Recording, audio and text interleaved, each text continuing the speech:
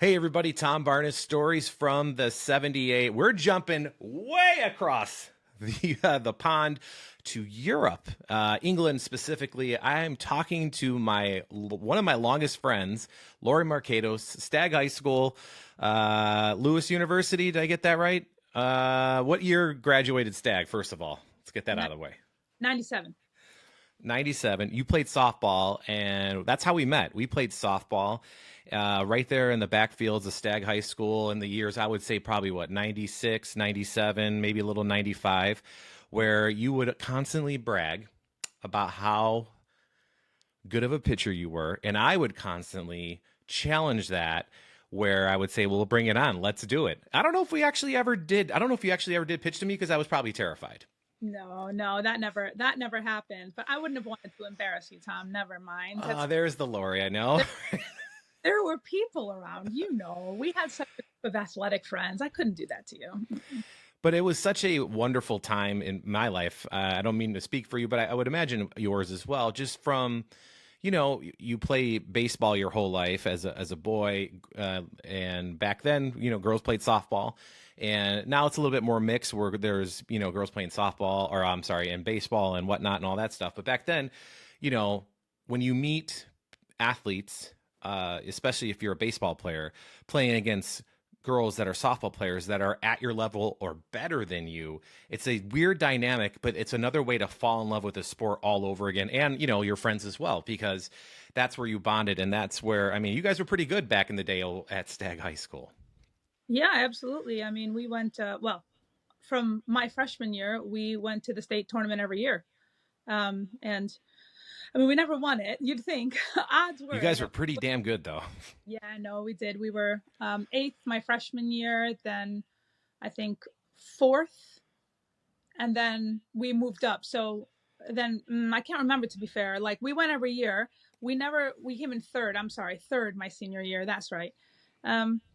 And it was just like magic. How can I explain? Like, sometimes you get the right chemistry, the right team together, the right attitudes. It wasn't an accident, right? Like, you remember, Tom and I used to be in the weight room together in the off season, right? In the wintertime. And there really wasn't an off season, because you were playing football and I was playing golf. And then we were doing other winter lifting, and then our, baseball and softball. So it wasn't an accident, but we just sort of had the right melding of the team that was willing to work hard to make it all happen. But there was luck too. Do you remember that 16-inning game with Homewood Flossmoor? I do remember that. Wow, I totally remember that, for sure. That was for all the marbles, right? We had to win that game and then get on the bus and go downstate and then play the next day, because that's how it was. But I think what you're talking about, definitely, we were in a special era, in one of those times where women's sports, or girls' sports in this case, and boys' sports were mending together with that mutual respect that already now. Like, when I go home, I'm so surprised. You go to like Buffalo Wild Wings or something, and you see equally women's sports and men's sports, and boys cheering for girls and girls cheering for boys. And I just think that is awesome. But that started with us, like with our generation. Absolutely. I loved it. I loved that time, like, just especially when it wasn't the games, when we were just being kids who loved the sport of baseball, softball, right? We would talk about, you would talk about how the Yankees were so good. And because they were. Yeah, because in 96, 97, 98, they won the World Series, the last time that's ever happened in Major League history. But the Cubs have won one since that time. So I'll take that. Before that, nothing. Both of our teams set records. Mine tend to have them in decades, and the Cubs, once in a while, they do something. I'm very impressed. Yeah. And this is kind of what we talked about. But then we shared a love of baseball. We quoted movies. In fact, right now, off to my right here, I have a TV playing Ferris Bueller's Day Off, because of one line and one line only.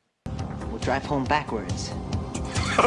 No. We're going to drive home backwards. Absolutely. We would quote that movie all the time. And I was, as a spectator watching you as an athlete, a pitcher who dominated, it was impressive, for one, of how good the Lady Chargers were, as we called it. But Coach Dillon, right, was the coach of the softball team, and Miss Mason. Miss Mason wasn't. No, it was Mr. Meyer and Mr. Watts. Oh, right. Yeah, Miss Mason came after, I think, Mr. That's Dillon. Right. down. But Miss Mason was actually my basketball coach. So like shout out to Miss Mason because she's still awesome. She is, and I think she just recently retired, but she's still very active on social media when it comes to Charger athletics, as she says. But after high school, you went on to college. You did some college, and you played softball or have been a part of softball pretty much in one way or another since then, right? Yeah, right. So I went off to Lewis University, where it's NCAA Division two, but I played golf and softball. So like I did have opportunity to go Division one, like ISU, Notre Dame was recruiting me, but I decided I wanted to play golf too, which Division one wasn't happy with, but I'm actually very happy with because that's the sport that I can still play. And I got really lucky at Lewis too. My coach George DiMatteo was amazing, and he made it like a family atmosphere. And we wound up going to the NCAA's again. So I mean, how lucky am I? 4 times to the state tournament in Illinois in my junior and senior year of college. The NCAA tournament in my junior year, we were out in the first round. In my senior year, we played for the national championship.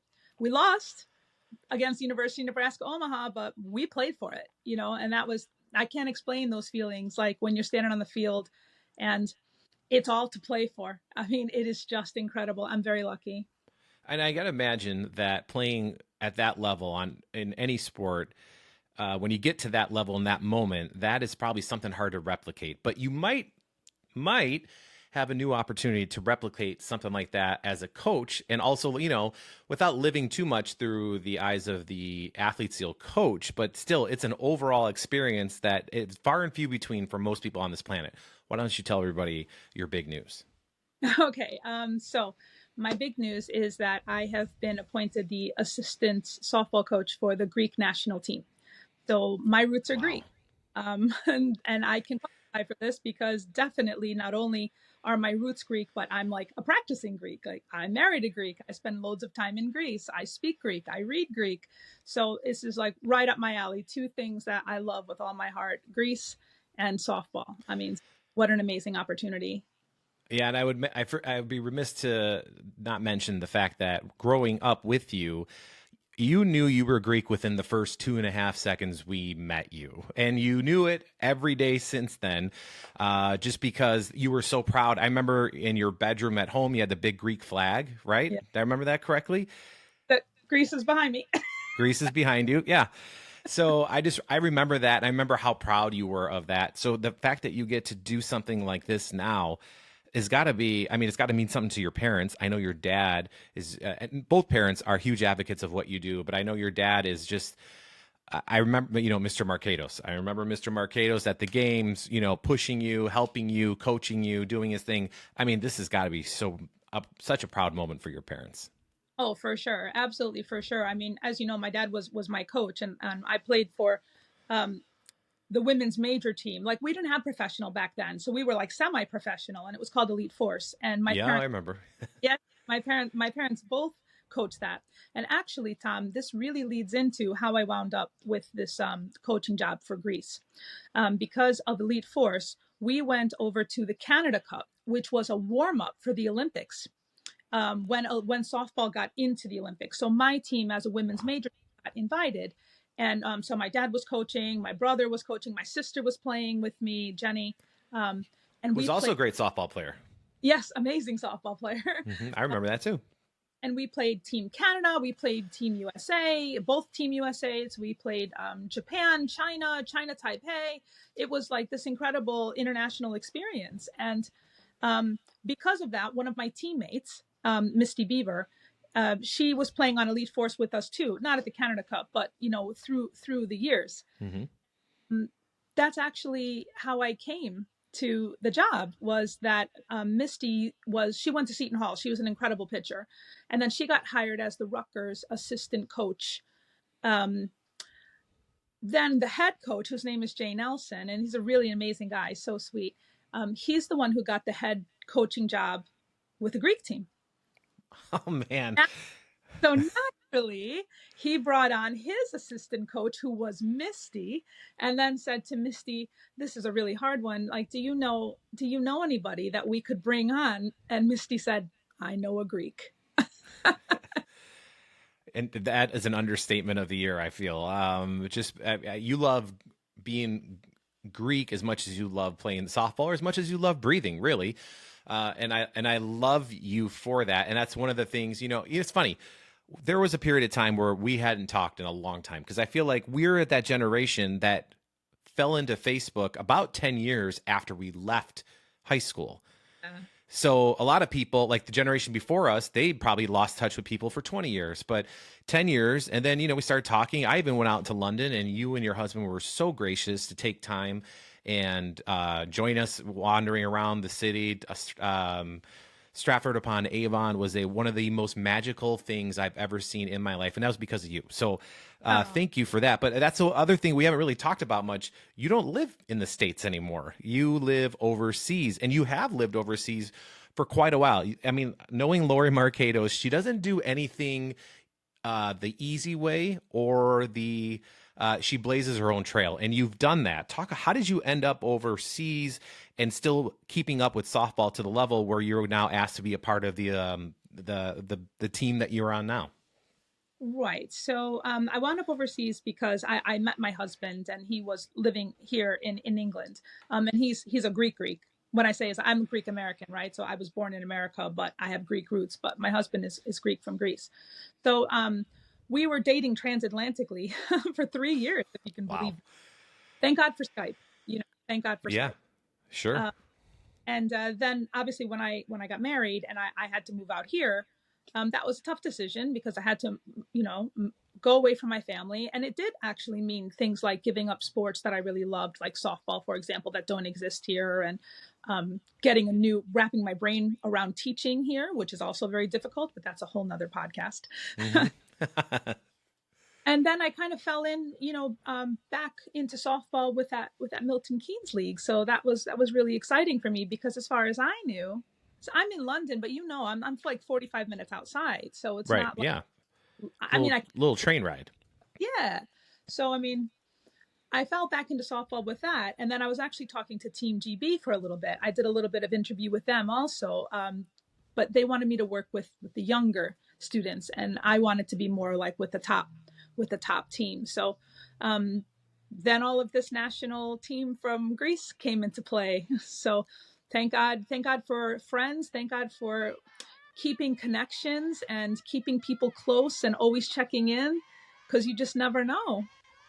I mean, and to be a part of something like that, it's got to just be a little terrifying, and also a great honor, right? I think that this, for me, it can't get any better, right? Because the playing years are finished. So exactly. What can I now contribute but to the next generation? And what could I give my other homeland better than my talents with softball and guiding these girls? I'm just so excited. I'm so excited to be a part of it. The Greek national team, the women's softball it's a little bit newer, right? And you guys need gear, you need cleats, you need bats, bags. Like, talk about all the things that you need in terms of like fundraising and all that stuff, and how can people help? Right. We definitely need help. So because softball and baseball, both, so we're part of the Hellenic Baseball Softball Federation. The Greek government is generously giving us like 12,000 euros in order to get our program up and running. And the ultimate goal here is to qualify for the 2028 Olympics, which is in Los Angeles. Like, Tom, you coming? Like, let's go. Oh, heck yeah, I'll be there. How amazing. And so what we're trying to do, so at the moment, we have recruited about 5 or 6 athletes from Greece, because it is grassroots there. And then we have 11, we have athletes from 11 different states in America that have Greek. And just to give you guys kind of an idea, like, you have to go back and trace your roots. It's not so simple as I have a Greek last name, I can play. You need to get your citizenship, which means you have to trace your family, and you have to fill out paperwork, and you have to apply for dual citizenship. So all of that is on the athletes. But for us as a team, once we get together, we need 3 sets of uniforms, cleats, bags, travel gear. We need to look the international part, not just play the international part. Right. That's the cherry on top, is the awesome uniforms you get to wear. I remember that from Little League all the way until the day you are done with the sport, including coaching. Got to look good, right? You look good, you play good, but also I think, like I said to you earlier, I think that's going to be my moment when I pull that Elas shirt over, which is how you say Greece in Greek, right? When I pull that over my head for the first time, there's going to be tears, absolutely shed loads of tears. But anyway, all of that is quite expensive. Not to mention our tournaments. So the first one is the Canada Cup. So remember I was telling you that I played in that as a player? Yeah. Get to coach in it. So that's pretty exciting. But that's in Vancouver. So Which is a little bit of a ride from Greece. That need to make their way to Vancouver. We've got girls from California, from New York, from New Jersey, from Minnesota. All of that airfare needs to be covered. Our second tournament is in Poland in August. And then the third one, the European Championships, is going to be in the Netherlands. So, I mean, while that 12,000 euros from the Greek government is fantastic, it certainly doesn't cover travel for 30 people and uniforms and cleats and bags. And so we are looking for sponsors who want to invest in women's sports and also invest in this sport's future in Greece. And how can people go about finding information to learn how to donate or, like write a check? Right, that would be amazing. And that's Elas Softball, and that's on Facebook. It's on X. It's on Instagram. There's a fundraiser page that's on the Elas Softball homepage. So that's HELLAS, right? Elas Softball, like that. You guys will be able to see it right away. We have a press kit that they can download that tells them exactly what we need. Will we be able to put that in the comments, maybe? Yeah, and I'll make a little website for it too, and I'll put a link to it. Okay, perfect. That'd be great because it is like a time is of the essence thing, right? That Canada Cup is July 1st. This year, July 1st. So, yeah, you got some work to do, but I know if anybody on this planet can do it, you being a part of anything, I know it's going to get done for sure. But no pressure though, right? No pressure. No pressure. And like we are building the program, you know what I mean? So also if anybody knows of any athletes that have Greek origins, that even if they haven't got their citizenship started yet, we can actually help with that. We can get the process started. So the rule is you have to have a parent or a grandparent who's born in Greece. Just one though. You don't need both. Just one. So if there's anyone out there or anybody who knows somebody, because everybody knows a Greek. Absolutely. And what are the age groups that you're looking for? We're looking for high school all the way through as old as you can play. So if you're if people are in their late 20s and they can still hack it, like we're happy. That's not a problem. Not a problem at all. And I ask a really obvious question, I think for me is how do you practice with a team that is scattered throughout the entire world? I mean, even right now, I'm constantly in contact with the team. We're doing a little team competition for like Greek Easter right now. It's like caught being Greek. Put a picture of yourself up with your roasted lamb or your, Easter eggs. So we try to keep the team camaraderie like that. But what it really works out is we're depending on the girls to practice on their own. And then we turn up to the tournaments like 3-4 days ahead of time. And then we have our practices then. I mean, you just have to do a lot of it over Zoom or over FaceTime or whatever. But we do what we can. Right. And I would imagine then the girls that sign up for this, or the ladies, I should say, that sign up for this, they love softball. They want to play it. They want to be the best at it, not only the best in their school, but the best in the world. And that's kind of the whole point, right? Is to show off the best in the world. And if it's with the Greek flag on it, then it's just a cherry on top for you, I imagine. Absolutely right. Absolutely right. But I mean, think about the financial commitment, because without the help of sponsors, for example, each girl has to pay $1,500 to show up to each tournament. So if, that's already, so 1,500 times 3. Okay. Yeah. That's a little pricey. Serious commitment, isn't it? I mean, and then you start all over again next year. So these girls are very dedicated, and their love of softball is oozing out of everything.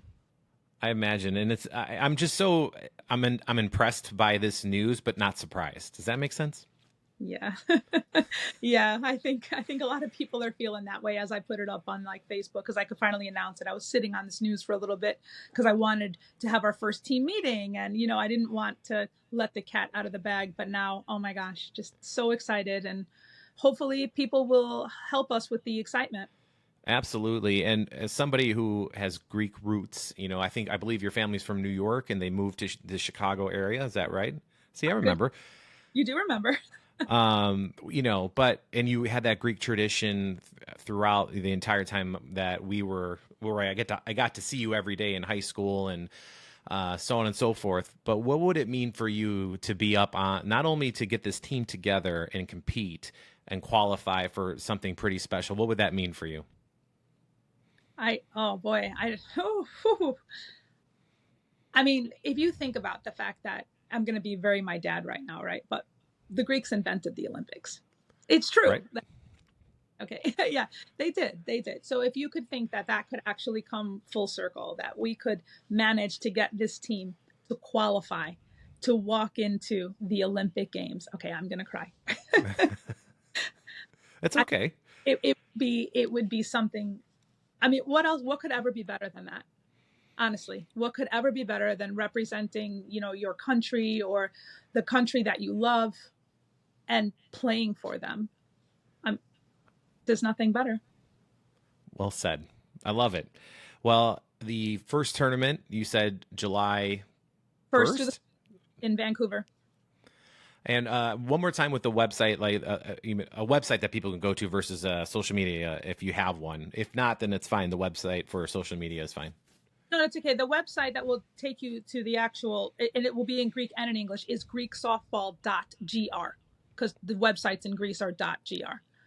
And then social media is Hellas Softball. And they can help out that way, donations. I imagine you guys are also looking for probably volunteers or all these things that might help for one thing or another. I don't know. I'm not trying to put words in your mouth, but I imagine you're getting as much as help as you can in one way or another. And then when people reach out, you guys figure out what's the best way for people to help.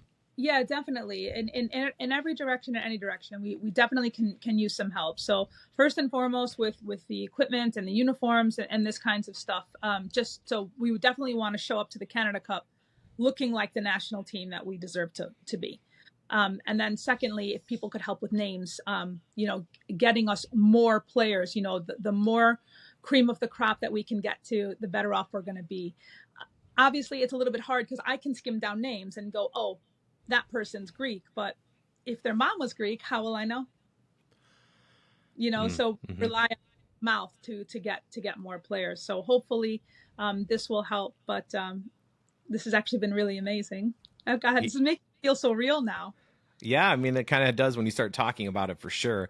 And when this is done, we'll post it on Facebook. You can post it all over the place where you want on Facebook, and people will know how they can help you and your team and the athletes and everything else. But for everybody that's known you since your early days in Palos Hills to your time now in England, we're very proud of you. Not surprised, but impressed.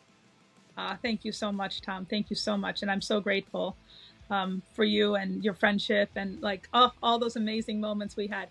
I think this might call for a mixtape. This is going to sound so crazy, but you're one of the first people I told, because I actually genuinely knew how happy you were going to be. How can you not be? I mean, I have a friend that's coaching a national softball team. I mean, that's impressive on every level I can think. And I know I remember the 16-year-old you on the softball field, practicing before you did anything in college, and I still have one of I think you gave me an orange Charger shirt. Stag Chargers, and on the diamond it said Field of Dreams. Yeah. Is that from you? Yeah, definitely. I still have a lot of those old things. I don't wear them as much now because I don't want them to fall apart because they're a little old now. I put mine into a blanket, like my mom's done a blanket for me with the t-shirts and things like that. But honestly, I think, Tom, the reason I wanted to tell you so quickly, honestly, I haven't, Rachel, who would understand this in a second. I haven't even had a conversation with her about it, but I knew, because baseball and softball, I knew you would know what it meant. And that's why I was oh my God. Look, I texted you. I'm serious. It was crazy. I don't know. You were on my mind. Well, I appreciate that you thought of me to tell me, and I'm happy to help tell your story and help get you the fundraising that you need to make all those commitments for travel and uniforms. You guys got to have great uniforms. Like you said, you look great, you play great, right? That's it. And that's the best day of an athlete, isn't it? The day you get your uniform, you know it. Oh, absolutely. It's one. Yeah. I mean, and from when you're a 6-year-old at Palos Hills Baseball Association, Bill Dunnett Field, all the way to where you're going to be playing and where you have played, which is an impressive career in itself with all the softball you've played. You know, if you can tell your 16-year-old self or even your 20-year-old self what you would be doing now, what would be the biggest surprise you would tell them? Uh, about softball. Just about what's happened, like when you struggled, because obviously everybody struggles, every athlete struggles, even Michael Jordan. The struggle, should I give it up, should I give it another go, should I play another year? Now that you are in this spot, what would you tell that version of yourself all those years ago? Or am I good enough? Know that it's not over. Like we were talking about that moment in the NCAAs, like when you're playing for the national championship, right? But it's the seventh inning and you're losing 3-0 and there's 2 outs. And then it hits you that this is it, because you will play and you'll coach, like, you'll still play slow pitch, let's say, at other levels. But I don't know. I feel like don't give up. You'll be back in the game, so maybe at the level, but still back in the game, like at the top levels of competition. I mean, we'll be playing against Team USA when the girls with their names on the gloves are going to be playing against us. Yeah, and that's incredible. It doesn't get any better than that, does it? I'm just trying to tell the kids here in the UK, it's like if David Beckham was kicking a soccer ball at you.